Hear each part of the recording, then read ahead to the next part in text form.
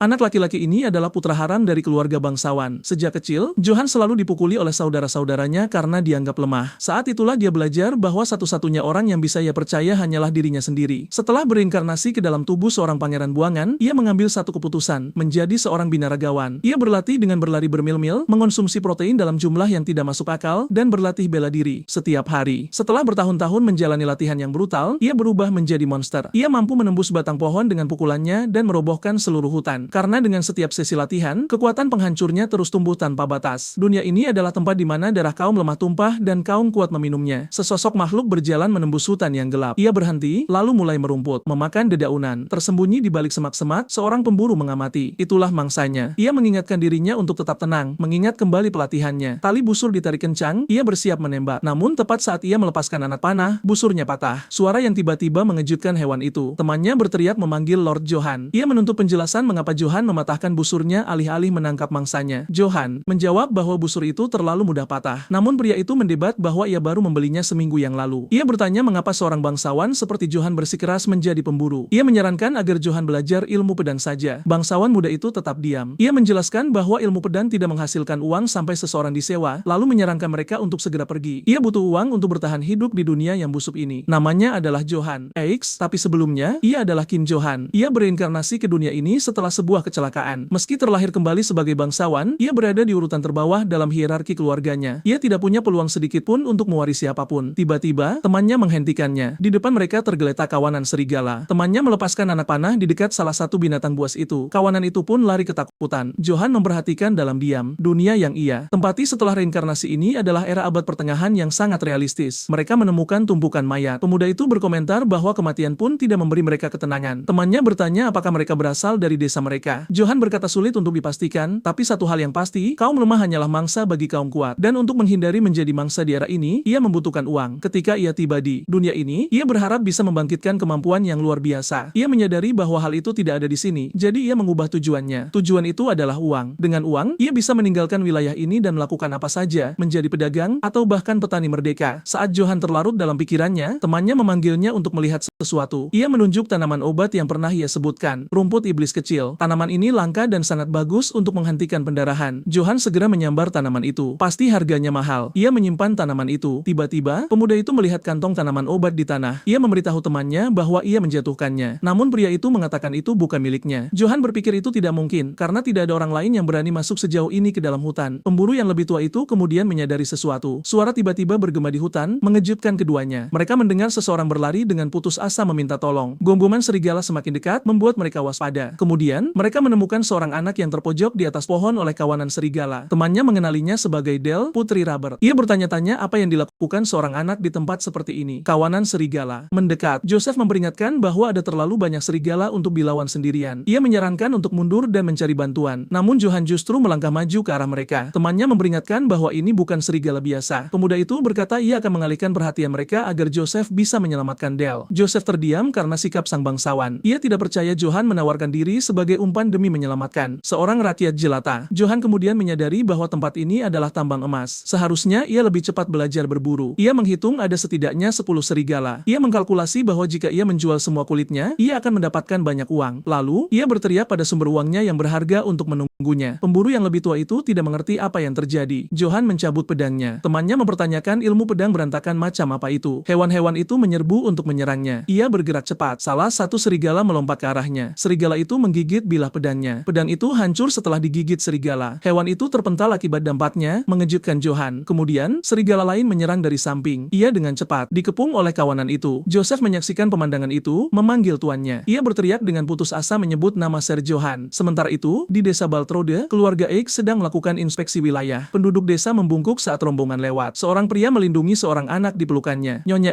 X, sang selir, mengeluh tentang bau busuk tempat itu. Putra pertama, Philip X, tetap diam. Gezen X, penguasa wilayah tersebut, juga mengeluh tentang betapa bau pedesaan ini. Philip memberitahu ayahnya bahwa Johan belum ditemukan. Ia menyarankan untuk mengirim tentara untuk mencarinya. Gezen bereaksi marah saat mendengar nama itu. Ia berkata untuk melupakan anak itu. Ia tidak peduli jika anak itu mati seperti ibunya. Lord Gezen terus tertawa mengejek. Ia berhenti. Tiba-tiba saat melihat sesuatu, Gezen bertanya tentang tumpukan jerami besar di pintu masuk desa. Seorang penduduk desa menjelaskan bahwa mereka menutupi jejak latihan Johan. Sang bangsawan mencibir. Ia terus mengejek, mempertanyakan bagaimana seekor serangga menyedihkan ikan bisa berlatih. Namun ekspresinya berubah total saat ia melihat apa yang disembunyikan jerami itu. Gezen melihat bekas pukulan tangan yang tertanam sempurna di batang pohon. Kemudian, ia memperhatikan beberapa pohon di sekitarnya telah hancur dengan cara yang sama. Kembali ke hutan, Johan berada di tanah dikelilingi oleh kawanan serigala. Satu serigala menggeram, tapi ragu sebelum menggigit. Menyadari bahwa bertarung dengan pedang bukanlah gayanya, ia melempar hewan itu ke samping. Ia kemudian menantang sumber uangnya yang manis untuk menyerangnya. Sekarang, ia akan bertarung dengan caranya sendiri. Agar tidak menjadi mangsa di era bertahan hidup yang kejam ini, ia butuh uang. Dan untuk mendapatkan uang itu, ia tahu ia harus mengalahkan kawanan yang bergerak ke arahnya. Ia butuh kekuatan yang luar biasa, cukup untuk melampaui keterbatasan manusia. Dan dengan serangkaian pukulan, ia menyerang kawanan itu. Joseph menyaksikan pemandangan itu dengan terpaku. Pukulan-pukulan itu menghantam serigala dengan telat. Ia melontarkan satu serigala bersama yang lain. Ia mencengkeram leher makhluk lain dan menghabisinya dengan serangan yang tepat. Hewan itu jatuh tak bernyawa ke tanah. Temannya hampir tidak bisa mempercayai kekuatan itu. Johan berdiri di tengah serigala-serigala yang tumbang, dan ia bertanya-tanya berapa harga semua ini. Johan tidak punya pilihan selain menerima kebenaran yang pahit. Hidup di dunia ini tidaklah mudah. Saudara-saudaranya yang berstatus tinggi mencapnya sebagai anak haram tanpa ibu. Mereka menyiksanya terus-menerus, memukulinya kapanpun mereka mau dan mengancamnya jika ia berani melawan. Ia segera menyadari betapa kejamnya dunia ini. Tidak ada yang peduli jika ia mati. Satu-satunya orang yang bisa ia andalkan adalah dirinya sendiri. Jadi, ia bertanya pada dirinya sendiri apa yang ia butuhkan untuk bertahan hidup di dunia abad pertengahan. Untungnya, ia memiliki keunggulan dibandingkan orang-orang di era ini, kehidupan masa lalunya sebagai siswa modern. Karena itulah, pikiran Johan menyimpan pengetahuan yang bahkan tidak bisa dibayangkan oleh orang abad pertengahan. Ia memutuskan untuk menggunakan pengetahuan itu, dimulai dengan ilmu olahraga dan pelatihan interval intensitas tinggi. Ia juga memanfaatkannya untuk menciptakan diet seimbang dari makanan yang dibuang orang lain sebagai sampah. Pemuda itu menciptakan regimen pelatihan berdasarkan sains modern dan mempraktikkan bela diri jarak dekat. Dan dengan begitu, latihan terus-menerus yang ia lakukan membuahkan hasil seiring waktu. Setelah beberapa tahun, usahanya menunjukkan hasil. Ia terus memukul pohon. Akhirnya, pohon itu tumbang, patah karena dampak pukulannya. Dengan setiap sesi, tubuhnya menunjukkan lebih banyak lagi kekuatan yang luar biasa. Ia merasa segar kembali. Tidak ada yang tahu apakah kekuatan itu adalah berkah atau tantangan baru. Suara pertempuran di hutan akhirnya reda. Johan membersihkan tangannya. Ia melihat serigala-serigala yang kalah dan memastikan bahwa itu adalah yang terakhir. Joseph memeriksa Del dan gadis itu memeluknya. Pemburu yang lebih tua itu menghela napas. Ia memarahi Sir Johan karena bertindak nekat, menanyainya tentang bahaya yang ia undang. Namun ia mengakui bahwa ia tersentuh oleh tindakan terhormat Johan, berdiri di depan binatang buas untuk menyelamatkan gadis pelayan muda itu. Johan, bagaimanapun, hanya bertanya-tanya kulit serigala mana yang akan terjual dengan harga tertinggi. Ia bertanya apa yang dikatakan Joseph, tetapi pria itu menjawab tidak ada apa-apa. Kemudian, pemuda itu menoleh ke arah Del untuk bertanya apakah ia baik-baik saja. Dan gadis itu berterima kasih padanya. Tiba-tiba, ekspresinya berubah. Di belakang mereka, makhluk raksasa muncul dari kegelapan. Mereka berbalik menghadapi ancaman baru, dan gadis itu menutupi wajahnya. Makhluk itu menatap lurus ke arah mereka. Makhluk raksasa itu menggeram pada Johan. Joseph berteriak bahwa itu adalah monster. Ia mendesak Sir Johan untuk lari, mengklaim bahwa monster sebesar itu membutuhkan seluruh pasukan untuk dikalahkan. Johan hanya bertanya apakah makhluk itu pemimpin mereka. Ia meminta maaf karena membunuh bawahannya, menjelaskan bahwa kulit serigala terjual dengan harga tinggi. Makhluk itu terus menggeram. Ia menyadari monster itu menganggapnya sebagai mangsa. Ia menerjang, mulutnya terbuka untuk menyerang. Johan berkata tidak peduli apapun makhluk itu. Dengan batu di tangan, ia menyatakan bahwa kulit monster itu akan bernilai lebih mahal lagi. Ia memukul kepala makhluk itu dengan batu. Monster itu mundur akibat luka tersebut. Johan mengeluh karena menggores kulitnya, menyesalkan bahwa harganya akan turun. Makhluk itu menatapnya dengan murka. Ia melepaskan raungan yang bergema di seluruh hutan. Raungan makhluk itu mempengaruhi semua orang. Mereka segera menutupi telinga mereka. Johan juga bereaksi terhadap suara yang menusuk itu. Ia bertanya-tanya apa itu. Ia menyadari kekuatannya terkuras habis. Tiba-tiba, pertempuran sengit pecah di tempat terbuka. Johan jatuh ke tanah, benar-benar bingung. Sambil duduk, ia mencoba memahami apa yang terjadi. Ia melihat sekeliling, bertanya-tanya di mana monster itu. Kemudian, ia menyadari makhluk itu telah menghilang. Ia melihat Joseph dan Del tergeletak di tanah. Mendekati mereka, ia melihat mereka semua selamat. Ia menggendong Joseph di punggungnya, mengatakan mereka harus segera kembali sebelum monster lain muncul. Ia mulai menjauh dari tempat kejadian. Saat berjalan, ia menyesal tidak bisa mengambil kulit serigala yang sangat ia inginkan. Malam berlanjut di hutan yang sunyi. Saat mendekat, ia melihat desa masih menyala. Ia bertanya-tanya apakah semua orang mencari Del, berharap bisa mencari muka di depan ayahnya. Ia membayangkan ayahnya mengangkatnya sebagai penerus karena mengalahkan kawanan serigala. Tapi ia menepis gagasan itu, berharap setidaknya mereka akan menunjuknya menjadi penjaga agar ia tidak perlu khawatir tentang makanan lagi. Tiba-tiba, Tiba-tiba, ia berhenti, melihat sesuatu. Sebuah obor menerangi kegelapan di depan. Ia bertemu dengan rombongan inspeksi ayahnya yang menghalangi jalan. Johan tidak mengerti apa yang sedang terjadi. Philip X meneriakkan nama Johan. Ia dengan marah menuntut untuk mengetahui mengapa Johan melewatkan inspeksi ayah mereka. Johan tiba-tiba menyadari ia benar-benar lupa tentang janji itu. Gezen X berkuda mendekat, memanggil Johan sebagai anak haram yang tidak dewasa. Ia turun dari kuda, memijakkan kakinya dengan kuat ke tanah. Sambil menggendong Bel yang tidak sadarkan diri, Johan mencoba menjelaskan ketidakhadirannya kepada ayahnya. Tapi Gezen menyuruhnya tutup mulut. Gezen mengangkat kapatnya. Ia mengancam akan menghancurkan tengkorak Johan karena berani mengabaikannya. Pemuda itu menatap tanah. Sejenak kemudian, ia mendongak. Johan menyatakan ia tidak melewatkan inspeksi dengan sengaja. Ia sedang menyelamatkan orang di hutan. Seorang pria dari kerumunan bergegas maju, mengenali si kecil Del. Ia memeluk anak itu, bersyukur ia selamat, mengatakan ia mencari kemana-mana untuk menemukannya. Pria itu terus memeluk Del, mengulangi betapa bahagianya ia telah menemukannya. Johan menunjuk dan menjelaskan bahwa gadis itu dikepung oleh serigala di hutan, dan ia berjuang untuk mengalahkan mereka. Di depan penduduk desa, ia menyimpulkan bahwa meskipun ia melewatkan inspeksi, ia memenuhi tugasnya sebagai putra dari keluarga ksatria. Ia membungkuk meminta maaf, berjanji untuk terus melakukan yang terbaik bagi keamanan wilayah tersebut. Johan bahkan menyarankan alangkah baiknya jika ayahnya memberinya posisi sebagai kapten penjaga. Ia tersenyum, percaya bahwa promosi dirinya sendiri itu sempurna. Gezen X mempertanyakan cerita itu, menuntut untuk melihat serigala mati sebagai bukti. Johan bersikeras ia tidak berbohong. Ia mengklaim ia bahkan bertemu dengan serigala hitam besar. Penduduk desa menyaksikan pertukaran itu. Mulut Gezen ternyanga. Ia menuduh Johan berbohong dan mengancam akan mencabik mulutnya. Johan meminta duel, setuju untuk membuktikan kemampuannya. Ia berbalik, menyadari ia tidak punya pilihan lain. Gezen menerima dengan seringai, mengatakan ia akan melihat seberapa terampil anak itu sebenarnya. Ia memerintahkan Johan untuk mengangkat pedangnya untuk duel yang hanya melibatkan senjata. Johan menatap balik, mengulangi pertanyaan tentang bertarung dengan senjata. Ia tersadar bahwa ayahnya tidak pernah mengajarinya cara menggunakan satupun. Ayah dan anak berhadapan di tengah arena. Gezen memerintahkannya untuk mencabut pedang. Johan memperlihatkan gagang pedangnya yang patah. Gezen kemudian memerintahkan Philip untuk meminjamkan pedangnya kepada Johan. Philip mendekat, menasihati Johan untuk memohon pengampunan. Itu satu-satunya cara agar ia bisa keluar hidup-hidup. Johan menolak. Ia bersikeras ia tidak melakukan kesalahan, dan seorang pria tidak melarikan diri. Ia mendorong saudaranya, mencengkeram pedang baru, dan bersiap untuk duel. Gezen menyesuaikan helmnya untuk bertempur. Menghadapi ayahnya, Johan fokus, bertekad untuk membuktikan nilainya. Ia menyerbu ke dalam serangan. Gezen menonton dengan mata terbelalak. Johan bergerak dengan kekuatan yang luar biasa. Pedangnya menghantam kapak Gezen secara langsung. Bila pedang hancur akibat benturan, pecahan terbang, menghantam Johan di kepala. Gezen mundur, masih mencengkeram senjatanya. Ia menatap putranya dengan gigi terkatup. Gezen maju dengan kapak, menyebut Johan sebagai parasit. Johan mencondongkan tubuh ke belakang dari kekuatan pukulan itu. Philip menyatakan bahwa Johan menghina sang bangsawan. Seorang penduduk desa berkomentar bahwa Gezen benar-benar berniat membunuhnya. Gezen menyerang lagi, berteriak bahwa ia tidak pernah mengajari Johan ilmu pedang, karena ia tidak berguna. Ia terus menyerang, mengklaim Johan tidak akan pernah melampauinya. Gezen berteriak bahwa wilayah itu miliknya dan tidak ada seorang pun, bahkan kaisar, yang bisa mengambilnya. Johan menatap balik saat darah mengalir di wajahnya. Darah dari luka di dahi menetes ke matanya. Philip meneriakkan nama Johan. Gezen menyerang dengan sisi gagang kapak ke arah wajah Johan. Kerumunan menonton. Johan memblokir pukulan itu dengan gagang pedangnya yang mulai retak karena tekanan. Gagang itu hancur berkeping-keping. Ia menatap ayahnya dan mengakui kekalahan. Johan berlutut di depan Gezen, dikelilingi serpihan pedang yang berserakan. Gezen mendekat dan menyuruhnya tahu diri. Ia mengancam Johan, mengatakan bahwa jika ia melihatnya lagi, ia benar-benar akan menghancurkan tengkoraknya. Gezen berbalik dan pergi, meninggalkan Johan berlutut sendirian di arena. Kerumunan mengelilinginya, dan seorang penduduk desa memanggil namanya. Jauh di sebuah gereja, sebuah suara menyatakan bahwa tindakan Ser Gezen tidak adil. Di dalam, Johan menyuruh pembicara untuk mengecilkan suaranya, tetapi pendeta itu berteriak bahwa ia tidak peduli karena ia berasal dari Vatikan. Ia melanjutkan, mempertanyakan bagaimana Gezen bisa memperlakukan putranya sendiri seperti itu. Johan, dengan kepala diperban, bersikeras ia hidup dan baik-baik saja. Pendeta itu mengeluh bahwa itu konyol. Pemuda itu membuang muka. Ia bersandar di meja, menyesalkan meskipun ia tidak pernah belajar ilmu pedang. Ia tidak menyadari ia selama ini. Pendeta itu menghiburnya, menjelaskan masuk akal jika ia kalah. Ser Gezen sudah di tempat pertempuran dan mewarisi teknik keluarga. Ia menceritakan rumor bahwa Ser X pernah membunuh 300 tentara sendirian di wilayah tetangga, membuat Johan terkesan. Johan mengomentari pentingnya teknik. Ia menambahkan bahwa ia pikir ia bisa mengalahkan ayahnya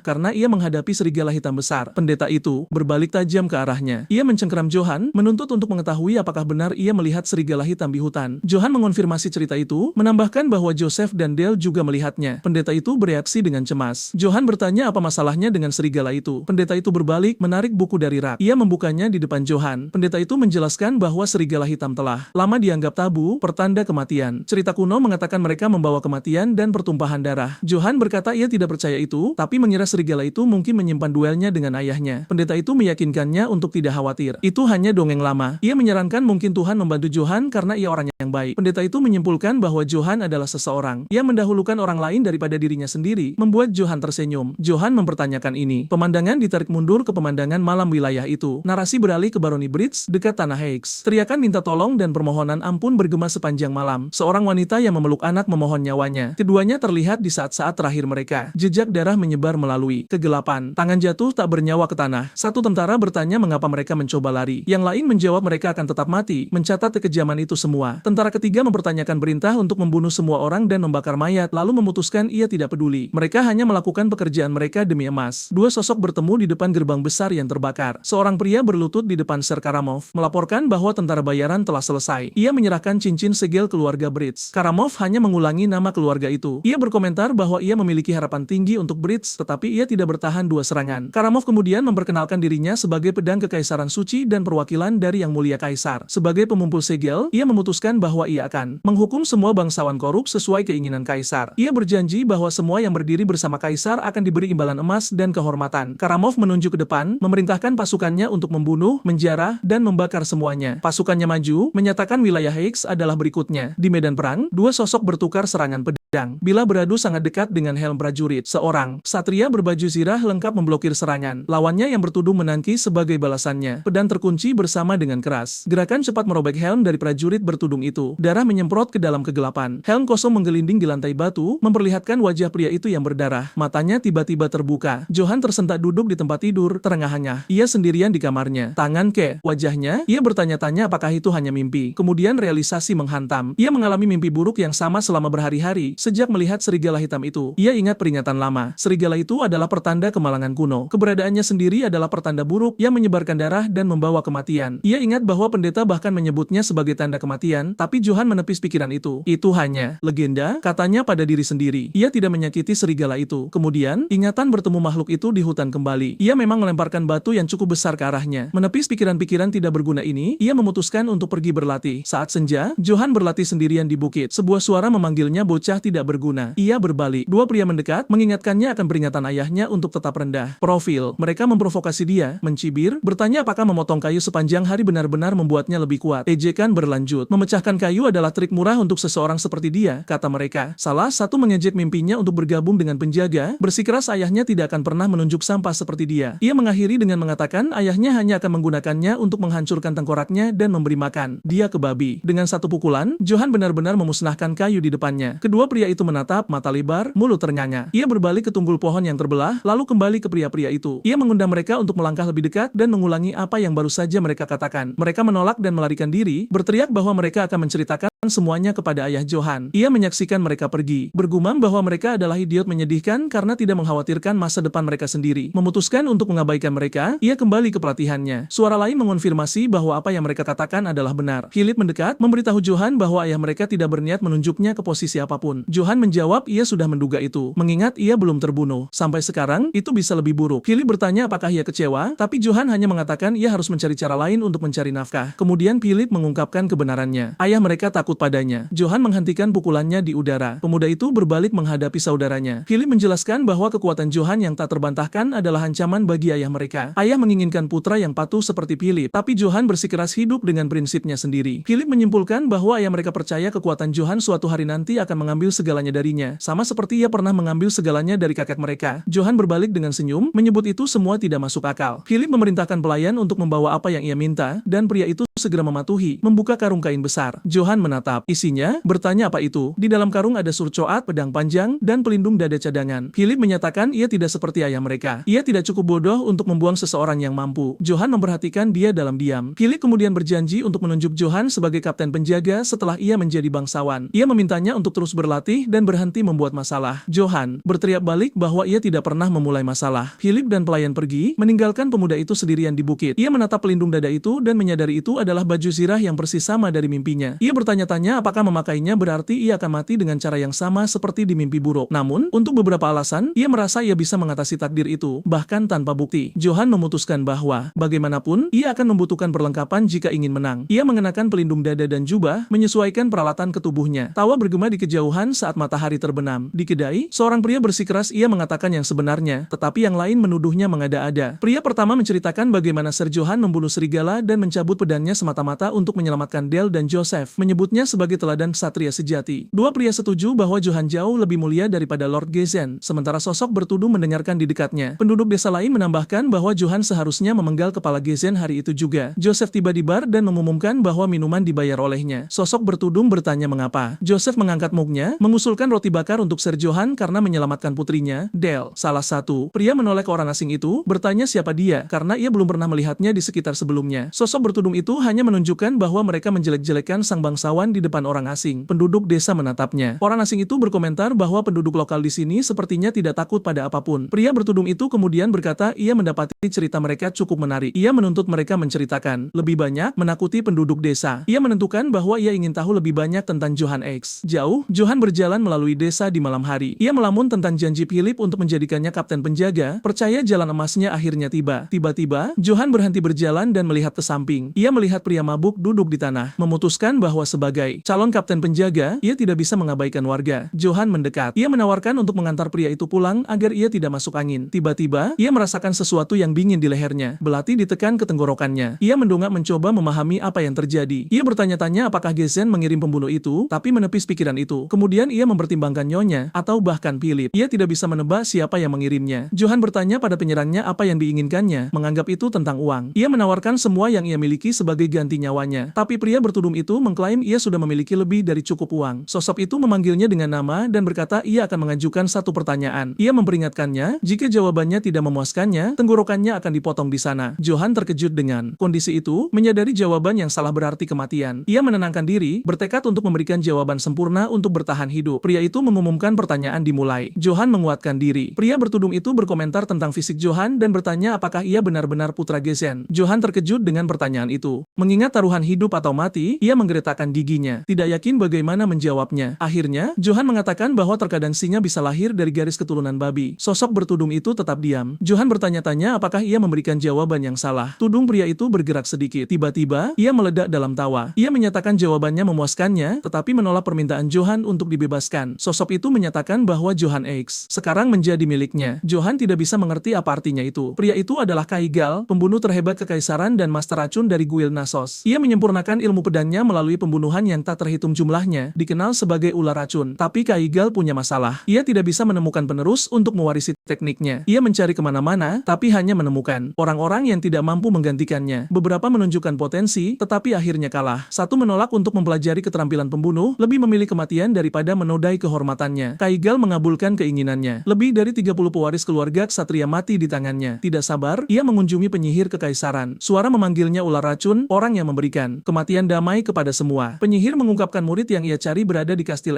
X, salah satu putra bangsawan itu. Kaigal mempertanyakan apakah penerusnya benar-benar bisa berada di tempat yang terlupakan seperti itu. Penyihir menawarkan uangnya kembali jika ramalan itu gagal. Ia menerima kesepakatan itu, memutuskan untuk mempercayainya. Kaigal ingin percaya. Ia telah membuang terlalu banyak tahun dan kehabisan waktu. Namun keraguan menyertainya saat ia memasuki wilayah X. Melihat kastil, ia memutuskan ia akan membunuh anak itu jika ia tidak menyukainya. Kembali ke masa kini, Kaigal memperkenalkan dirinya sebagai Master Guild Nasos dan mengatakan Johan akan menjadi penerusnya. Ia memberinya pilihan, mati oleh pedangnya atau pelajari ilmu pedangnya. Hanya itu jalannya. Johan tidak bisa berkata-kata pada usulan itu. Kemudian, Johan berteriak, bertanya berapa banyak yang harus ia bayar untuk belajar. Kaigal menjawab ia tidak mengambil uang. Mengejutkan Johan. Ia menyadari Master Guild dengan keterampilan luar biasa akan mengajarinya secara gratis. Johan mencengkeram Kaigal, mengatakan ia telah menunggu seumur hidupnya untuk seseorang seperti dia. Tapi Kaigal mengingatkannya ilmu pedangnya adalah milik seorang pembunuh. Ia memperingatkan bahwa hanya mempelajari teknik itu akan menandainya sebagai aib bagi keluarga ksatria manapun. Johan berteriak bahwa ia tidak peduli tentang kehormatan atau rasa malu dan memohon untuk diajari. Kaigal setuju, mencatat bocah seperti ini adalah yang pertama baginya. Johan memanggilnya sebagai master. Ia kemudian bertanya apakah ia akan mendapatkan uang saku, karena Kaigal menyebutkan memiliki banyak uang. Kaigal menatapnya, menyimpulkan bocah itu benar-benar luar biasa. Adegan beralih ke Kastil X. Gezen X menunggang kudanya, mengumumkan inspeksi selesai dan ia akan pergi untuk sementara waktu. Philip mengucapkan selamat tinggal dan berjanji untuk menjaga kastil. Nyonya X X kemudian menyatakan bahwa tidak peduli seberapa keras ia berjuang, kastil itu akan menjadi miliknya. Philip menyebutnya bodoh dan menyatakan bahwa ia akan menjadi penguasa kastil berikutnya. Gezen berbalik, mengatakan ia muak dengan mereka berdua dan mereka bisa melakukan apapun yang mereka inginkan. Di dalam kastil, Philip memberitahu ayahnya bahwa Johan belum kembali dan bertanya apa yang harus mereka lakukan. Philip menatap ayahnya, tapi Gezen memerintahkannya untuk tidak membuang waktu pada bocah itu. Kematiannya bukan urusan mereka. Philip meminta maaf kepada ayahnya. Ia berbalik, bertanya-tanya di mana Johan dan apa yang ia lakukan. Sementara itu, di hutan dekat kastil, Kaigel mengatakan ia akan memverifikasi keterampilan Johan. Johan meminta untuk meminjam pedang, menjelaskan ia sering mematahkannya. Kaigel menyerahkan satu. Kaigel memperhatikan dia, mendapati bocah itu nekat dan tidak menyukai apapun tentang dia. Ia mencabut pedangnya sendiri, mempertimbangkan untuk membunuhnya tepat di sana, dan bertanya apakah ia siap. Johan menjawab ya, pedang di tangan. Master dan murid berhadapan di hutan. Kaigel mempertanyakan sikap Johan dan memutuskan ia juga harus mati. Johan bertanya apakah ia perlu menggunakan ilmu pedang, atau ia bisa bertarung bagaimanapun ia mau. Kaigel menyuruhnya melakukan apa yang ia sukai. Kaigel mengizinkannya bertarung dengan apapun, kepalan tangan, batu, atau bilah. Johan mencengkeram pedang dengan erat. Ia melepaskan kekuatan yang luar biasa. Kaigel memperhatikan dia di tengah fragmen yang hancur di udara. Pada saat itu, ia akhirnya mengerti. Semua keraguannya sama sekali tidak berdasar. Mata Kaigel melebar saat wahyu itu. Anak laki-laki itu sangat kuat. Johan menyerang dengan pukulan yang menciptakan tekanan udara luar biasa, mengejutkan Kaigel. Kaigel menyadari jika pukulan itu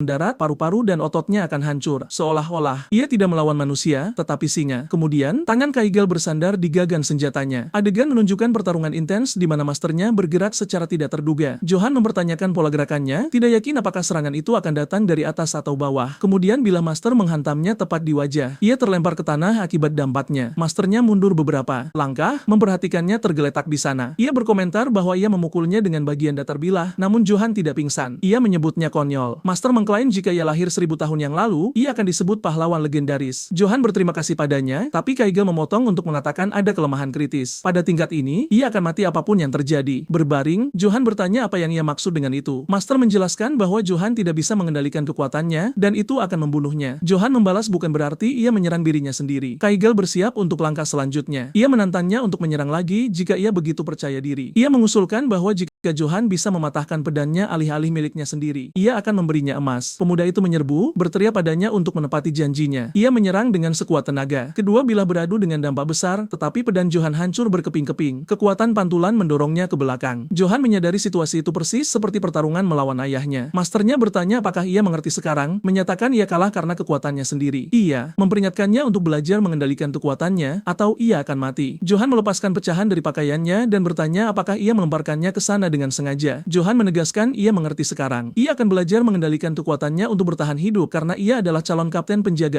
X. Masternya menjelaskan bahwa jika ia tahu cara menahan kekuatannya, sesuatu seperti ini mungkin terjadi. Kemudian Kaigel menyerang menggunakan sarung pedang untuk mendemonstrasikan. Sarung itu memotong baju zirahnya dengan mudah. Johan bingung, menyadari baju zirahnya terpotong hanya oleh sarung. Master bertanya apakah ia melihat, menjelaskan bahwa dengan kontrol, mungkin untuk memotong apapun bahkan tanpa pedang. Ia mengatakan ia tidak bisa membayangkan seberapa kuat Johan nantinya setelah ia belajar mengendalikan kekuatannya. Johan mendengarkan dengan penuh perhatian. Kaigel menyatakan pelatihan akan dimulai, memperingatkan itu akan sulit dan ia bahkan mungkin mati. Ia bertanya apakah pemuda itu siap. Dengan senyum, Johan berteriak ya. Adegan beralih ke desa dengan kastil di kejauhan. Johan berjalan melalui jalan-jalan desa. Setelah beberapa saat, ia muncul dengan wajah memar. Ia merenungkan bahwa ia akhirnya belajar untuk menahan diri, tapi bertanya-tanya kapan ia akan belajar ilmu pedang yang sebenarnya. Johan berbalik mendengar suara, bertanya-tanya apa itu. Ia melihat sekelompok tentara dan bertanya-tanya apakah mereka peri. Mendekat, ia bertanya siapa mereka, tetapi salah satu memerintahkannya untuk segera meninggalkan area terlarang. Johan menunjuk peri itu, bertanya siapa dia untuk memberi perintah. Tentara itu bertanya siapa Johan mengira dirinya. Ia memperkenalkan dirinya sebagai anggota Serigala Akatin, tentara bayaran elit kekaisaran. Pemuda itu bersemangat mendengar mereka tentara bayaran dan bertanya tentang bayaran. Dua merespons mereka menerima 2 koin emas untuk satu pekerjaan, nilai yang tidak sebanding dengan gaji kapten penjaga. Satu peri berkomentar bahwa keterampilan adalah yang terpenting dan Johan setuju. Johan berpikir ia belum pernah melihat koin emas dan mempertimbangkan untuk mengubah karir. Saat ia mengobrol, sosok yang mengesankan mendekat dari belakang. Prajurit dengan sirah lengkap berhenti di depannya. Johan merasakan kehadiran yang luar biasa dan secara naluriah menggerakkan tangannya ke pedangnya. Ia bersiap untuk mencabut senjatanya. Kemudian ia berhenti, berkeringat, bertanya-tanya mengapa ia mencoba mencabut pedangnya. Peri menunjuk pedangnya ke Johan, menuduhnya tidak hormat karena mencoba mencabut senjatanya di depan Ser Karamov. Dengan gerakan, prajurit itu menginterupsinya, mengatakan tidak apa-apa. Di atas kudanya, ia bertanya siapa Johan. Johan tetap diam sejenak. Dikelilingi oleh pedang tentara lain, ia memperkenalkan dirinya sebagai Johan dari House X. Prajurit itu meraih helmnya. Ia melepasnya, mengungkapkan dirinya sebagai Karamov, satria penjaga kekaisaran dari Kekaisaran Suci. Johan menyadari ia secara naluriah meletakkan tangannya di pedang. Ia belum pernah merasa seperti ini sebelumnya, bahkan menghadapi serigala hitam atau ketika ayahnya mencoba membunuhnya. Niat membunuhnya menyesakan, seperti menjadi mangsa yang ditempatkan di depan predator yang tak henti-hentinya. Karamov hanya memerintahkannya untuk menyingkir dari jalan. Ia tetap lumpuh di bawah tekanan. Akhirnya, ia berhasil menepi. Peri mengomentari betapa takutnya Johan terlihat. Saat mereka pergi, satu memperingatkannya untuk berhati-hati lain kali. Jika ada lain kali, satria dalam pelatihan, Jane, bertanya pada Sir Karamov apakah tidak apa-apa meninggalkan dia di sana. Karamov menjawab bahwa ia tidak ingin menimbulkan masalah pada hari seperti ini. Ia menambahkan, belum. Saat Johan menyaksikan kelompok itu memasuki gerbang sendirian, ia bertanya-tanya mengapa satria kaisar ada di sana. Seorang pria berlari, mendengar Sir Karamov telah tiba. Philip X bergegas melalui aula. Mengapa sosok penting seperti itu datang ke sini? Kehabisan napas, ia memperkenalkan dirinya sebagai Lord X berikutnya dan bertanya mengapa ia berkunjung. Nyonya X menyela. Ia memuji Karamov dan memperkenalkan putranya, John, sebagai calon penguasa sejati. Ia melanjutkan mengatakan jika ia tahu keberadaannya, ia akan menikah nanti. Ia mengundangnya ke kastil. Karamov mengabaikannya dan terus berjalan. Nyonya memanggilnya tanpa jawaban. Ia menyisihkan helmnya. Duduk di singgasana Karamov bertanya di mana Gezen. Keluarga X menonton dari bawah. Philip menegurnya. Tidak pantas menyapa Lord Gezen dengan cara itu. Tapi Nyonya X berargumen. Sebagai ksatria terhebat kekaisaran, ia bisa melakukan apa yang ia inginkan. Ia akan menangani penerimaan. Philip mengepalkan tinjunya. Ia mencoba menggunakan kesempatan ini untuk mempromosikan putranya sebagai penguasa berikutnya. Karamov mencengkeram gagang pedangnya dan berteriak untuk diam. Ia memerintahkan semua orang keluar dan menuntut alkohol. Memegang senjatanya, ia menyatakan ia akan menunggu di dalam kastil untuk kedatangan Gezen. Selama malam, Johan berlatih dengan masternya memblokir serangan. Ia terganggu mengingat kedatangan Karamov. Kaigal menegurnya dan melemparkan belati menyuruhnya untuk fokus. Pemuda itu menghindari serangan dengan pedangnya, tapi satu bilah menyerempet lehernya. Masternya memperingatkannya ia akan mati jika belati itu diracuni. Mengapa ia tidak berkonsentrasi? Johan menjelaskan satria kaisar tiba di desa. Sesuatu terasa salah. Ia melanjutkan, ini wilayah keluarga X. Mereka seharusnya tidak diizinkan menutup gerbang dan memontrol masuk seperti itu. Kaigal bertanya apa yang bisa ia lakukan tentang itu. Curiga atau tidak? Ia mendeskripsikan Karamov, satria langsung kaisar, prajurit terkuat di benua yang mengenakan zirah legendaris. Johan bertanya apakah Karamov lebih kuat darinya. Master, diam sejenak. Kemudian ia berbicara. Jika ia harus menghadapi Karamov, ia akan melarikan diri tanpa ragu. Kaigal memotong dirinya sendiri dan menyuruhnya diam. Kaigal berteriak bahwa ia idiot. Ia harus tahu tempatnya. Ia bahkan tidak bisa mengendalikan kekuatannya sendiri. Johan hanya menutup matanya sejenak. Kemudian ia berdiri dengan pedang di tangan dan menyatakan ia akan melakukannya. Masternya menghela napas dan memanggilnya untuk bertempur. Keduanya menyerbu satu sama lain dengan kecepatan tinggi. Johan terkena sarung pedang tapi berteriak untuk melanjutkan. Ia dipukul lagi dan bersikeras mereka mencoba lagi. Bahkan dipukul berulang kali ia tidak menyerah. Kaigal juga berteriak untuknya maju lagi. Pemuda itu bertanya-tanya mengapa itu tidak berhasil. Ia tidak bisa mengerti mengapa ia tidak bisa memotong sarung pedang sederhana. Kemudian ia ingat pengajaran tentang aliran kekuatan. Ia seharusnya tidak hanya mengayunkan pedang tapi memusatkan kekuatan di ujungnya. Saat mengayunkan senjata, Johan perlahan mulai mengerti apa yang dimaksud mengendalikan kekuatannya. Kaigal memperhatikan suara tumpul pedangnya menjadi lebih tajam. Johan menyilangkan pedangnya dengan sarung masternya dalam serangan kuat. Ia menyadari sesuatu. Jika ia menggabungkan semua yang ia pelajari sejauh ini dengan jumlah kekuatan yang tepat, ia bisa melakukannya. Kaigal merasakan serangan berikutnya akan berbahaya. Kemudian ia menyerang dengan gerakan cepat yang tepat. Bilahnya memotong udara dan ia berhasil memotong ujung sarung pedang Kaigal. Johan merayakan prestasi itu dengan gembira. Ia berteriak bahwa ia berhasil dan sekarang mengerti perasaan itu mengatakan itu tidak sesulit itu. Kaigal hanya menonton berpikir itu pasti keberuntungan. Master kemudian memanggilnya dengan nama dan ia merespons dengan cepat. Kaigal mencabut pedangnya. Ia memperingatkan bahwa kali ini ia tidak akan menahan diri. Johan maju lagi dengan kekuatan penuh. Dampak dari pukulan itu melempar Kaigal ke belakang. Johan melompat kegirangan merayakan kemenangan lain. Kaigal bertanya-tanya anak seperti apa dia. Ia kagum. Johan bisa menggunakan teknik pedang rahasia lidah ular bahkan. Meskipun ia hanya diajari mengendalikan kekuatan. Johan menyerap teknik itu dengan sempurna setelah melihatnya hanya sebentar pada hari pertama mereka bertemu dan sekarang ia menggunakannya lebih sempurna daripada master itu sendiri. Kaigal tetap diam sejenak. Pengalaman pembunuh tua memberitahunya sesuatu. Kecuali keajaiban terjadi, Johan telah menjadi seseorang yang tidak bisa ia kalahkan. Kaigal Master. Dari guil pembunuh terkuat kekaisaran Nasos racun bergumam pelan. Ia menyebut Johan bocah yang absurd sementara pemuda itu merayakan mempelajari teknik itu. Malam itu Kaigal mengumumkan ajarannya selesai. Ia akan pergi saat fajar. Johan mempertanyakan keputusan itu tapi masternya menyatakan ia sudah memiliki segalanya yang diperlukan. Ia mengakuinya. Dalam kurang dari seminggu Johan menjadi lebih kuat daripada dia. Kaigal mengatakan ia puas ilmu pedangnya tidak akan hilang dan menasihatinya untuk hidup sesukanya. Ia mengatakan Johan X telah bekerja keras sampai sekarang. Duduk di sekitar api unggun, Johan menanyakan alasan untuk pergi pergi. Ia merespons itu hanya caranya. Kemudian Johan menanyainya tentang serigala hitam. Kaigal mengonfirmasi itu adalah tanda jahat. Johan berkata ia menemukan serigala hitam baru-baru ini. Iya, bermimpi kepalanya terpotong jadi ia pikir masternya adalah pertanda itu. Kaigal merespons bahwa jika ia telah membunuhnya itu akan menjadi tanda kemalangan tidak memiliki bentuk tetap. Ia kemudian mengatakan ia akan memberinya nasihat sebelum pergi. Nasihat pertama adalah menemukan senjata yang cocok untuk kekuatannya. Itu harus baja danus untuk menahan kekuatannya.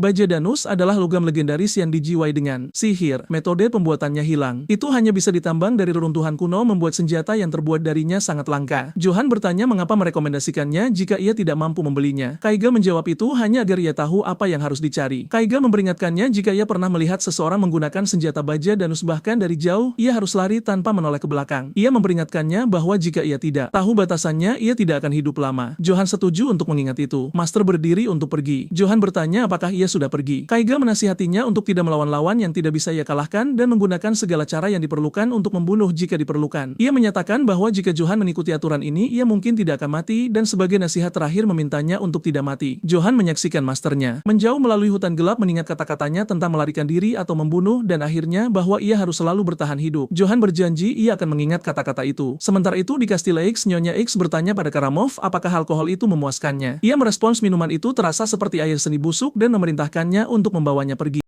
Ia kemudian memecahkan botol dengan kipasnya. Ia berkomentar itu minuman mahal yang tidak ia sukai. Nyonya X menyatakan satu-satunya minuman yang lebih baik ada di kamar Lord Gezen. Ia menyarankan ia pindah ke kamar yang lebih nyaman karena ia pasti lelah dari perjalanan. Ia melanjutkan mengatakan kamar Lord Gezen sangat nyaman. Ia tidak akan kecewa. Kemudian ia menyarankan keduanya bisa bersenang-senang bersama. Karamov hanya memerintahkannya untuk menghilang. Nyonya X bersikeras. Lord Gezen akan tiba terlambat dan mereka tidak punya banyak waktu. Ekspresi Karamov berubah. Ia menyatakan ia mulai muak dengan itu. Ia akan bersenang-senang. Teriakan bergema melalui ruangan. Karamov memegang Nyonya di leher, berbicara tentang hiburan yang dikenal sebagai pembantaian. Philip mengintip melalui celah pintu dan ketakutan oleh adegan itu. Kembali Johan berhenti di puncak bukit. Ia melihat ke depan dan bertanya-tanya apa itu. Desa dan kastil terbakar. Ia bertanya mengapa semuanya terbakar. Gezen X berkuda dengan anak buahnya dan bertanya mengapa asap naik dari propertinya. Salah satu anak buahnya memperingatkan api tampak besar. Ia harus segera kembali. Kemudian kuda itu berlari dengan kecepatan tinggi. Ia tiba di gerbang propertinya. Penjaga mengejeknya karena lambat dan menggegasnya masuk. Mereka memperingatkannya bahwa Ser Karamov bukan orang yang sangat sabar. Gezen menghadapi pemandangan di depannya. Halaman penuh dengan mayat anak buah dan pelayannya. Wajah mereka yang tak bernyawa tersebar di seluruh tanah. Ia kemudian menatap sosok di depan. Seseorang dengan zirah melangkah maju. Ser Karamov menyapanya mengatakan ia terlambat. Gezen bertanya apa yang ia lakukan saat tangannya menuju gagang kapaknya. Ia mencabut senjatanya dan menuntut untuk mengetahui apa yang Karamov pikir ia lakukan. Karamov menuduhnya pengkhianatan tingkat tinggi dan percobaan pembunuhan kaisar. Ia mengumumkan bahwa rumah X akan dimusnahkan dengan dekret. Gezen X berteriak bahwa ini adalah pembersihan. Mereka hanya secara keliru menuduhnya untuk mengeksekusinya. Ia kemudian maju melawan Karamov, menyatakan ia tidak akan membiarkannya melakukan apa yang ia inginkan. Ser Karamov hanya memerintahkan trompet dibunyikan dan memberikan perintah untuk memulihkan segel keluarga X dan membersihkan semua orang di wilayah tersebut. Seorang tentara mengangkat trompet ke mulutnya saat perintah terakhir diberikan untuk menghapus tanah itu dari peta. Tentara kekaisaran maju, berteriak di tengah desa yang terbakar. Seorang tentara mendekati penduduk desa yang terluka. Pria yang berlutut di tanah memanggilnya bajingan kejam. Kemudian tentara itu bertanya apakah begitu sulit untuk mengatakan di mana putra babi itu bersembunyi. Ia memutuskan untuk mengirimnya ke Tuhannya, tapi saat ia menyerang Johan X muncul untuk memblokir serangan itu. Pemuda itu memotong tentara itu dengan pedangnya. Penduduk desa menyaksikan darah menyemprot. Ia mendongak dan mengenali penyelamatnya sebagai Lord Johan. Johan membantunya berdiri dan bertanya apa yang terjadi. Pria itu menjawab bahwa pasukan kekaisaran membunuh setiap penduduk desa yang mereka lihat. Pastor Valber kemudian menambahkan bahwa mungkin Lord Gezen sudah dibunuh juga. Johan X menerima berita tentang ayahnya. Pastor Valberg menambahkan mereka membakar seluruh desa untuk memusnahkan segalanya. Pemuda itu menyadari ia harus kembali ke kastil. Kemudian ia mendengar suara yang akrab di dekatnya. Ia berbalik dan berjalan menuju suara itu sementara Valberg memanggilnya. Johan menemukan si kecil Del di lantai dan bertanya apakah itu dia. Ia memberitahu anak itu ia selamat sekarang dan memanggilnya dekat. Tiba-tiba ia merasakan bahaya yang akan segera terjadi. Del menunjuk ke belakangnya dengan gagap bahwa ayahnya dipukul. Johan berbalik untuk melihat. Ayah yang pernah melindungi dan tersenyum pada putrinya sekarang jatuh di tanah tak bernyawa. Johan melihat mayat lebih banyak penduduk desa di sekitarnya. Keluarga yang pernah menyambutnya dengan ceria sekarang mati di tanah. Pria yang ia minum dan tertawakan juga terbunuh. Ia menggeretakkan giginya. Del berpegang pada jubahnya. Johan memberitahu Del berbahaya untuk berada sendirian dan tetap bersama Pastor Valberg. Gadis itu setuju. Kemudian ia berbalik dan berjalan menuju api sementara Valberg bertanya kemana ia pergi. Valberg memegang Del, berteriak bahwa ia tidak boleh pergi dan perlu melarikan diri. Johan berhenti berjalan setelah mendengar namanya dipanggil. Ia menatap standar kekaisaran dengan kepala yang tertancap di atasnya. Itu adalah kepala ayahnya Gezen X. Tanda kayu mengumumkan Duke Gezen X dieksekusi karena pengkhianatan terhadap kaisar. Itu memperingatkan bahwa siapapun yang mengambil tubuhnya akan dihukum untuk kejahatan yang sama. Ditandatangani oleh Karamov. Tentara terdekat mengenalinya. Ia bertanya apakah ia bukan putra haram. Pria itu mengejek berpikir ia telah melarikan diri. Ia bertanya apakah ia kembali untuk mati. Johan mencabut pedangnya dalam gerakan cepat. Ia menebas tiang standar yang kemudian jatuh ke tanah dan terinjak-injak. Prajurit itu berteriak kepada yang lain agar tidak berdiam diri dan segera membunuhnya. Johan menatap mereka. Kemudian ia maju dan menebas para prajurit itu satu persatu. Prajurit terakhir pun jatuh ke tanah. Johan berdiri sendirian di tengah kehancuran desanya. Ia bertanya-tanya mengapa ia melakukan ini dan mengapa ia harus kembali ke kastil. Ia teringat peringatan ayah Valberg untuk melarikan diri, setuju bahwa ia seharusnya memang lari. Kembali ke kastil untuk menghadapi Karamov hanya akan berarti mati konyol. Tiba-tiba ia mendengar seseorang memanggil namanya. Ia menemukan Philip X terluka di antara tubuh para ksatria lainnya. Philip mengenalinya dan mengatakan bahwa ia masih hidup. Philip bertanya mengapa ia kembali. Ia memperingatkannya untuk pergi karena ia akan mati jika tetap tinggal. Philip kemudian melepas helmnya, mengatakan bahwa ia ingin memberikannya kepada Johan saat ia menjadi bangsawan nanti. Johan menggenggam helm itu di tangannya. Ia mengatupkan giginya. Ingatan tentang tuannya yang mengajarinya untuk memahami perbedaan tingkat keahlian muncul di benaknya. Ia juga menasihatinya untuk lari jika keadaan menjadi berbahaya. Meskipun ada peringatan bahwa lawannya adalah ksatria kaisar, Johan memutuskan pilihannya. Ia mengingat kata-kata tuannya, jika kau harus bertarung, kau harus membunuh. Johan mengenakan helm itu sambil menyatakan bahwa waktunya adalah sekarang. Ia kemudian berdiri. Pemuda itu memasuki gerbang kastil. Ia menghadapi sekelompok tentara kekaisaran. Para prajurit bertanya-tanya bagaimana ia bisa masuk dan di mana para penjaga. Johan mengepalkan tinjunya dan memanggil Karamov. Ia maju melawan orang-orang itu, berteriak agar si brengsek itu keluar. Pemuda itu melangkah dengan mantap di atas lantai batu. Ia berdiri diam dalam zirah lengkapnya. Darah menetes dari pedangnya. Ser Karamov akhirnya muncul, berkomentar bahwa putra buronan Eitas ternyata selamat. Ia mengenalinya sebagai Johan Eitas, pria yang berada di depan kastil tadi. Johan menyatakan bahwa ia sedang tidak ingin bertukar nama. Johan hanya menyuruh Karamov untuk menganggapnya sebagai pria yang sangat marah. Karamov mengatakan Johan seharusnya terus melarikan diri untuk hidup, menebak bahwa Johan tidak peduli dengan nyawanya sendiri. Karamov kemudian menerima konfrontasi yang tak terelakkan itu. Dengan pedang di tangan, ia menantang Johan untuk menyerang jika ia ingin mati. Johan menjawab bahwa itu tidak perlu dikatakan. Itu memang sudah menjadi niatnya sejak awal. Johan maju. Pedangnya beradu dengan pedang Karamov di tengah kobaran api. Bila pedang mereka saling beradu satu sama lain, Johan mencoba serangan menyamping, namun Karamov memblokir serangan itu dengan kekuatannya. Pedang-pedang itu bergesekan. Karamov kemudian melucuti senjatanya dengan pukulan kuat. Pedang Johan terlempar jauh dan ia melompat mundur untuk menghindar. Ia mendarat dan bersiap kembali. Karamov mengatakan ini sangat menyenangkan. Pedang Johan patah berkali-kali menjadi beberapa bagian. Bilah-bilah itu melayang di udara di sekitarnya. Johan mengamati serpihan senjata itu. Karamov maju dan menyerang dengan pedangnya. Pukulan itu meluncur dalam busur lebar. Sebuah pilar batu terbelah dua. Karamov merasa situasi ini menarik. Ia berkomentar bahwa Johan jauh lebih kuat daripada Brit sebelumnya. Kemudian Karamov melihat salah satu prajuritnya. Ia mencabut kepala pria itu dan melemparnya, menyatakan bahwa ini benar-benar menyenangkan. Ia menuntut agar putra Harameitas itu menghiburnya lebih jauh. Johan pulih dan memblokir serangan berikutnya. Blokirnya meretakkan zirah Karamov. Ia memanfaatkan kesempatan itu untuk melakukan serangan balik. Bilahnya mengiris lengan Karamov. Karamov mundur beberapa langkah. Keduanya saling berhadapan dari jarak jauh. Karamov melihat lengannya, mempertanyakan bagaimana Johan bisa mengiris zirah baja danis miliknya. Karamov mengamati kerusakan pada sarung tangannya. Johan mempererat genggamannya pada gagang pedangnya. Karamov menganggap mustahil bagi manusia untuk merusak baja danis dan mempertanyakan identitasnya. Kemudian pemuda itu mengangkat pedangnya lagi untuk menyerang. Bila pedang beradu dengan keras, Karamov terkejut dengan kekuatannya, namun Johan melanjutkan serangannya dengan tebasan ke bawah.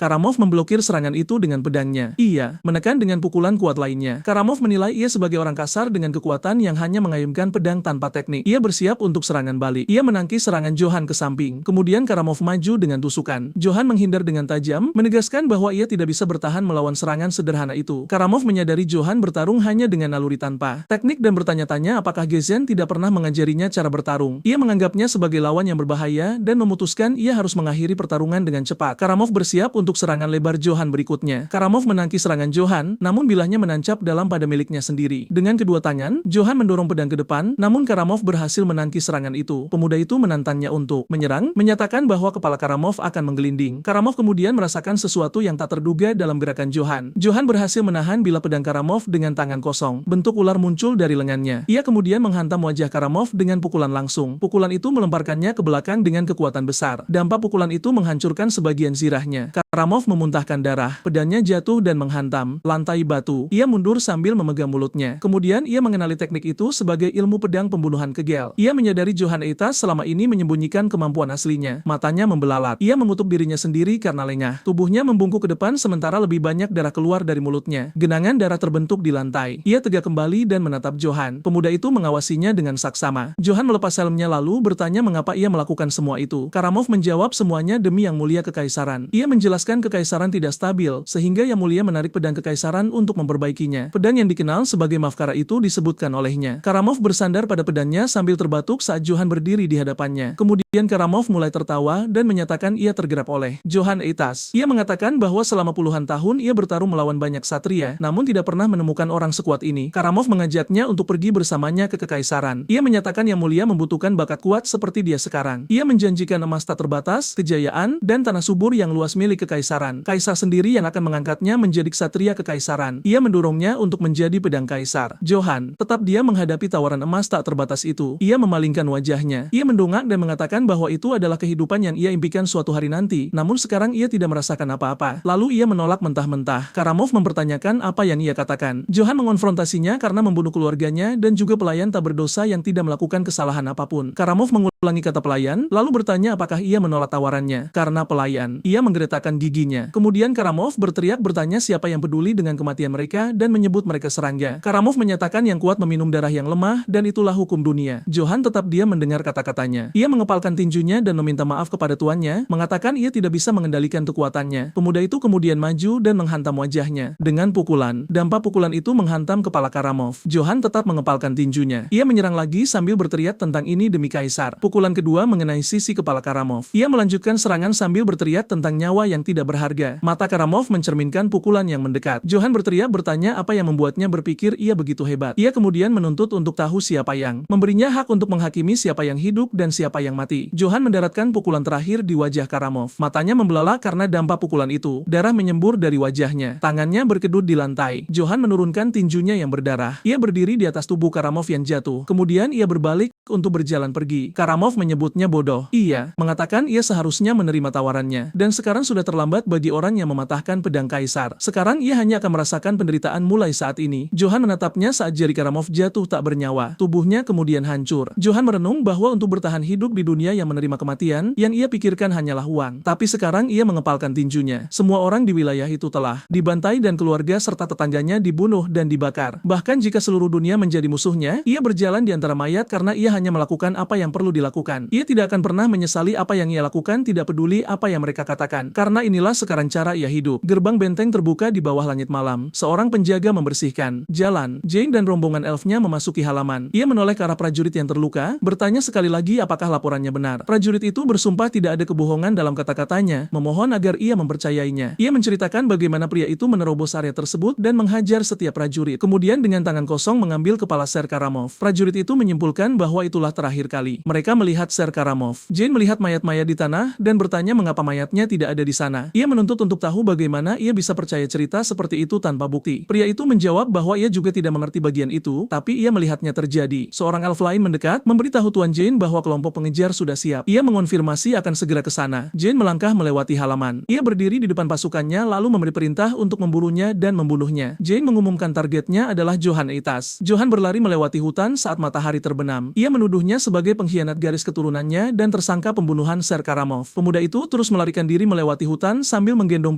Philip di pundaknya. Jane berteriak agar anak buahnya memburunya. Bunuh dia jika perlu, tapi bawa dia kembali. Para prajurit mengepungnya di hutan gelap. Seorang elf jatuh oleh pedangnya. Johan membuka jalan melewati pasukan. Sang komandan memperingatkan bahwa ia bisa merobek baja Danis. Jangan pernah menghadapinya sendirian. Perlakukan ini seperti perburuan naga. Ia memerintahkan semua jalan wilayah ditutup untuk mengejarnya tanpa henti sampai ia menyerah. Para prajuritnya bereaksi terhadap berita tentang Ser Karamov yang tewas. Jane menatap lurus ke depan. Ia menyatakan mereka harus membawa kepala si brengsek itu kepada Yang Mulia. Ingatan tentang Philip yang terluka muncul, menyuruhnya untuk mendengarkan dengan saksama. Ia menginstruksikannya untuk pergi ke kandangnya, mengambil kuda perang, dan melarikan diri. Bersikeras ia harus bertahan hidup dengan segala cara. Masih membawa Philip, Johan mencapai kandang dengan kelelahan, berpikir itu adalah akhirnya. Ia menoleh ke belakang dengan terengah-engah. Menyembunyikan tubuh Karamov tidak menimbulkan kekacauan yang diharapkan. Kelompok pengejar bergerak lebih cepat dari yang ia perkirakan. Ia memutuskan untuk tetap membawa Philip, menggunakan Zira sebagai perisai sampai ia kehilangan jejak mereka sepenuhnya. Ia berjuang untuk berdiri dan bersiap untuk melanjutkan perjalanan. Ia membuka pintu kandang. Di dalamnya ia mengenali kuda perang Gezen. Johan berterima kasih pada saudaranya. Ia mengelus kuda itu, mengatakan bahwa dengan bantuannya ia mungkin bisa beristirahat. Ia memutuskan untuk menamai hewan itu. Kuda itu menatapnya. Ia menamainya Philip. Seorang prajurit elf berteriak bahwa ia melihat kilatan baja Danis dan memerintahkan pencarian di area tersebut. Ia menegaskan si brengsek itu pasti ada di dekat sini. Seorang penjaga mengaku telah mendengar derap langkah kuda. Johan menerobos hutan dengan menunggang kuda, mengejutkan para prajurit. Ia berpegangan pada tubuh di lengannya saat ia menerjang. Seorang prajurit mengenalinya sebagai Johanneitas dan berteriak bahwa ia melarikan diri dengan kuda. Ia berkuda dengan cepat ke dalam kegelapan hutan. Komandan elf memerintahkan anak buahnya untuk menjatuhkannya. Jangan biarkan dia melarikan diri. Para prajurit menembakkan panah otomatis ke arahnya. Panah menghantam zirah tubuh yang Johan gunakan sebagai perisai. Ia menghilang di antara pepohonan yang bermandikan cahaya bulan. Johan berkuda sepanjang malam dengan cepat kehilangan kelompok pengejar. Ia mencapai kedalaman hutan hitam. Ia berhenti, mengatakan bahwa meskipun Philip adalah pria yang jahat, membiarkannya tidak terkubur terasa salah. Johan menoleh ke belakang. Ia memperhatikan zirah Philip, berkomentar bahwa itu terlihat mahal. Ia mengambil pedang dari tubuh itu. Johan memeriksanya, menyadari bilahnya ringan, kokoh, dan terbuat dari baja Danis. Ia menghunus dan memeriksa prasasti-prasastinya. Ia mengenali naskah kekaisaran kuno yang berbunyi, "Akulah yang merebut kembali lambang." Ia mengulangi, "Nama, perebut lambang." Ia bertanya-tanya apakah itu merujuk pada merebut kembali lambang keluarga. Menemukan nama itu pertanda buruk. Ia memutuskan untuk mengambil pedang itu dan mengubur zirahnya. Itu sia-sia, tapi ia berjanji akan kembali untuk mengambilnya nanti. Membawanya tidak akan membantu sekarang. Ia mulai menggali kuburan. Ia menancapkan sekop petanah. Setelah mengubur tubuh dan perlengkapannya, ia bertanya apakah itu cukup. Gambaran Karamov, Ksatria Kaisar, muncul di benaknya. Ia tahu begitu berita itu tersebar, seluruh kekaisaran akan memburunya bersama dengan Ksatria Karamov yang mencari balas dendam. Ancaman perempuan itu bahwa ia hanya akan merasakan penderitaan bergema di pikirannya. Ia merenung bahwa hidupnya sudah menderita jauh sebelum ia membunuh perempuan itu. Dengan rumah X terbakar dan jatuh miskin, ia bertanya-tanya apa yang harus dilakukan sekarang dan memutuskan untuk beristirahat. Tiba-tiba, ia mendengar geraman dari kegelapan dan berbalik. Seekor serigala hitam raksasa muncul di hadapan Johan X. Ia menghadapi makhluk itu. Pemuda itu berdiri kelelahan, menyesali kedatangan hewan itu saat ia benar-benar terkuras. Ia tahu ia tidak memiliki peluang dalam kondisi ini. Ia hampir tidak bisa memegang pedangnya. Harapan satu-satunya adalah mencapai kuda dan melarikan diri. Tapi suara di dekatnya berteriak bahwa mereka menemukan kudanya. Para prajurit menangkap kuda perang itu, mengklaim ia pasti ada di dekat sini. Johan mengenali serigala Aketon dan menyadari mereka telah menyusul. Seorang elf menunjuk ke arahnya, mengatakan ia mendengar sesuatu dari arah itu. Kelompok pengejar membidikan panah otomatis ke dalam kegelapan. Ia terpojok. Monster di depan, pengejar di belakang. Dengan tidak ada tempat untuk lari, ia bertanya-tanya apakah ini akhirnya. Kemudian, serigala itu melompati dia. Ia menyerang tentara elf dari belakang. Serigala hitam itu membantai para elf. Seorang prajurit berteriak minta tolong saat makhluk itu menerkamnya. Johan menonton, bertanya-tanya mengapa monster itu melewatkannya. Ia menyadari hewan itu membuka jalan. Ini kesempatannya. Mengetahui ia akan mati jika ia tidak bergerak, ia bersiap untuk lari. Ia mengatupkan giginya dan menerjang. Pemuda itu berlari ke kudanya. Ia menaiki pelana. Ia menyentakkan kendali dan melesat dengan kecepatan tinggi. Ia berpacu pergi. Gambar masa kecil melintas di benaknya. Pendeta mengajarinya menulis, waktu yang dihabiskan bersama saudaranya. Johan terus berkuda. Ia mengingat masa mudanya dan pelatihannya. Ia mengingat penduduk desa yang dibantai saat ia berkuda menjauh dari tanah airnya. Ingatan tentang saudaranya menyerahkan helm sebelum meninggal muncul. Ia meninggalkan reruntuhan rumahnya, desa X. Tubuh tak bernyawa seorang tentara elf tergeletak di tanah. Serigala hitam itu berdiri menjaga tentara yang dibunuhnya. Makhluk itu menonton Johan menghilang ke cakrawala. Para prajurit berpatroli di jalan tanah. Kolom asap membumbung di kejauhan. Tersembunyi di semak-semak, Johan menyadari rute pelariannya hilang. Itu benar-benar diblokir oleh pos pemeriksaan. Ia merosot ke kudanya, benar-benar kelelahan. Ia belum makan atau tidur dengan benar sejak melakukan pelarian. Selama 3 hari berturut-turut, pemuda itu telah diburu tanpa ampun oleh para prajurit Aketon.